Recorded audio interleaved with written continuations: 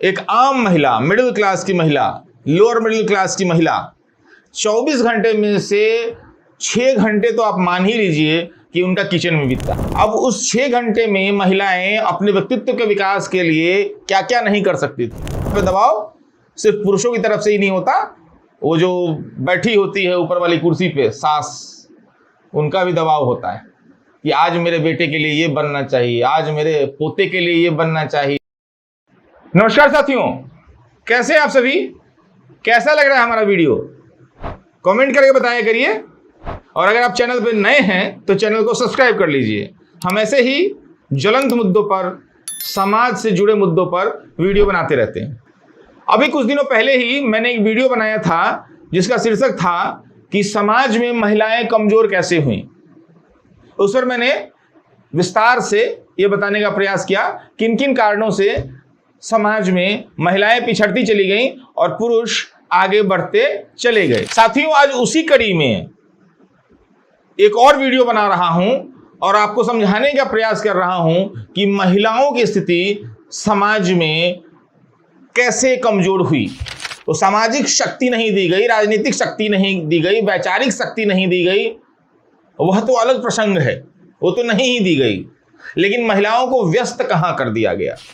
24 घंटे के समय में से महिलाओं का अधिकांश समय कहां बीतता है?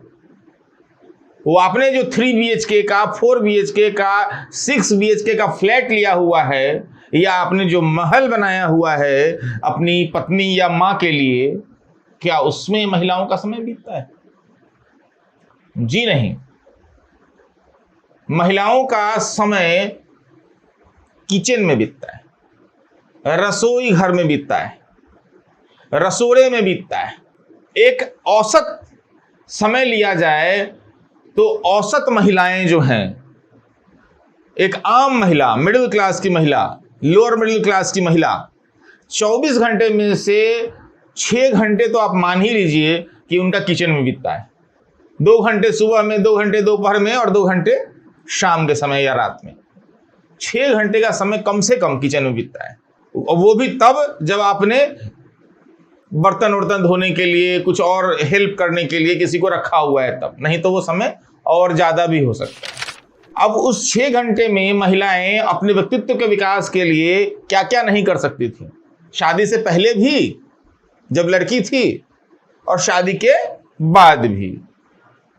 लेकिन इस पुरुष प्रधान समाज में भोजन को लेकर के जो आग्रह है, तरह तरह के पकवान को बनाने का जो आग्रह और दबाव है, और महिला पे दबाव सिर्फ पुरुषों की तरफ से ही नहीं होता, वो जो बैठी होती है ऊपर वाली कुर्सी पे सास, उनका भी दबाव होता है कि आज मेरे बेटे के लिए ये बनना चाहिए, आज मेरे पोते के लिए ये बनना चाहिए, आज पोते के दादा के लिए ये बनना चाहिए। अब महिलाएं उसी में लगी रहती हैं, पूरा जीवन बीत जाता है।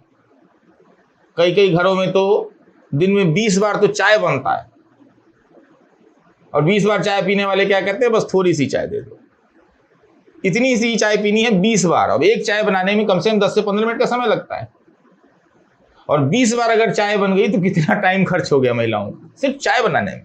और ऊपर से पकौड़े बनने लगे तो अलग बात। तो महिलाओं के लिए जो आज की तारीख में सबसे बड़ी नुकसानदायक चीज हो गई है, वो हो गई है रसोई में जाना। और ये बात आज भी, आज का समाज भी इस बात को स्वीकार करने के लिए तैयार नहीं है, इस बात को एक्सेप्ट करने के लिए तैयार नहीं है। और जब तक समाज किसी गलती को स्वीकार नहीं करेगा, तब तक उसमें सुधार नहीं करेगा। तो सुधार करने का पहला स्टेप होता है, पहली सीढ़ी होती है कि आप स्वीकार करेंगे आप गलत कर रहे हैं। लेकिन हमारे समाज में किसी से स्वीकार करवा लीजिए कि आप गलत कर रहे हैं, तो ये आसान नहीं है। कोई नहीं स्वीकार, मर जाते हैं लोग, मर जाते हैं, स्वीकार नहीं करते कि हमने गलती किया है, कोई नहीं स्वीकार करता। लेकिन महिलाएं तो इस बात को समझ ही सकती हैं। आज की पीढ़ी की महिलाएं जो पढ़ी लिखी हैं, संघर्ष करके उन्होंने बड़ी पढ़ाई किया है, वो मेरी बात को समझ सकती हैं कि रसोई खाना जो है, रसोई घर जो है, उनके जीवन को किस तरह से प्रभावित कर रहा है।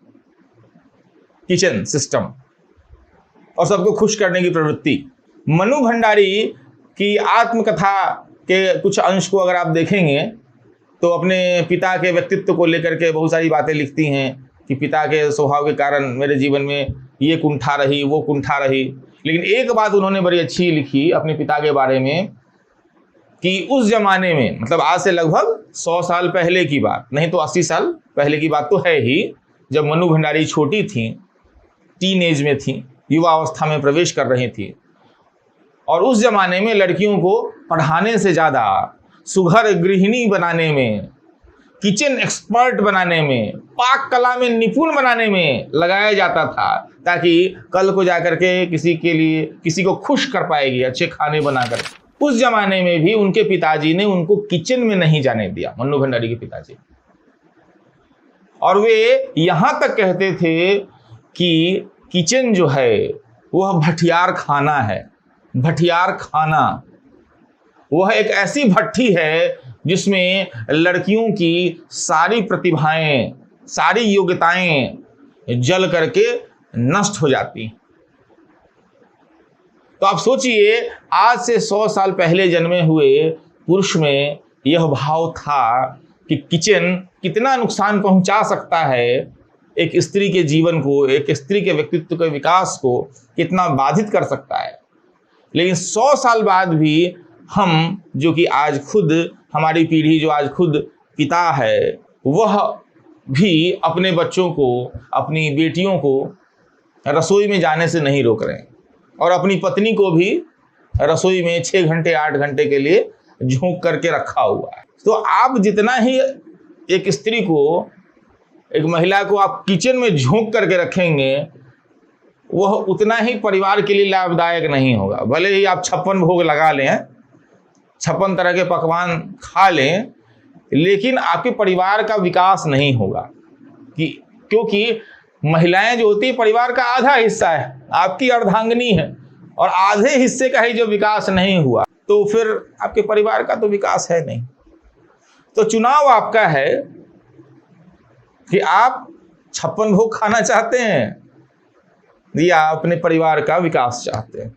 क्योंकि आज की तारीख में अगर मैं देख पाता हूं जहां तक, तो महिलाओं के विकास में सबसे बड़ी बाधा यह रसोई घर ही है।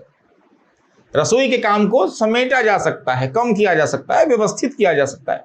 भोजन जीवन का अनिवार्य हिस्सा है। ऐसा मैं नहीं कह रहा हूं कि भोजन बनाना बंद कर दीजिए और बाजार से पिज्जा बर्गर खरीदना शुरू कर दीजिए और मैगी बनाना शुरू कर दीजिए, क्योंकि इससे महिलाएं तो बच जाएंगी, लेकिन आपकी आने वाली पीढ़ी खराब हो जाएगी। आप अपने बच्चों को अगर मैगी बना के खिला रहे हैं महिला का समय बचाने के लिए, तो ये भी ठीक नहीं है। तो उसका कुछ व्यवस्थित उपाय होना चाहिए, एक सुगठित ढंग से, व्यवस्थित ढंग से किचन सिस्टम जो है इंडिया में। और इंडिया में तो तरह तरह के पकवान बनते रहते हैं। अमेरिका में तो या यूरोप में तो वो शीत कंट्री है, ठंडा देश है, तो वहाँ तो बहुत खाने के ऑप्शंस उतने नहीं हैं। हमारे देश में तो खाने के इतने ज़्यादा ऑप्शंस हैं, और इसी ऑप्शंस इतने ज़्यादा होने के कारण किचन में गृहिणियों के कार्य बढ़ जाते हैं।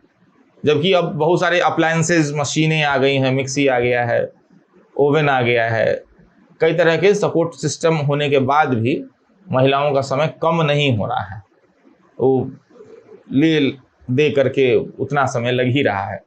तो वहाँ से महिलाओं के समय बचे, और वो बचा हुआ समय अगर अपने आप को वैचारिक शक्ति प्रदान करने में महिलाएं लगाती हैं, वैचारिक रूप से अपने आप को स्ट्रांग बनाने में, तो वो अपने आप को ही वैचारिक नहीं बनाएंगी, वो आने वाली पीढ़ी को भी, अपने बच्चे को भी। क्योंकि महिला जो होती है, वो एक माँ जो होती है, वो किसी भी बच्चे की पहली शिक्षिका है।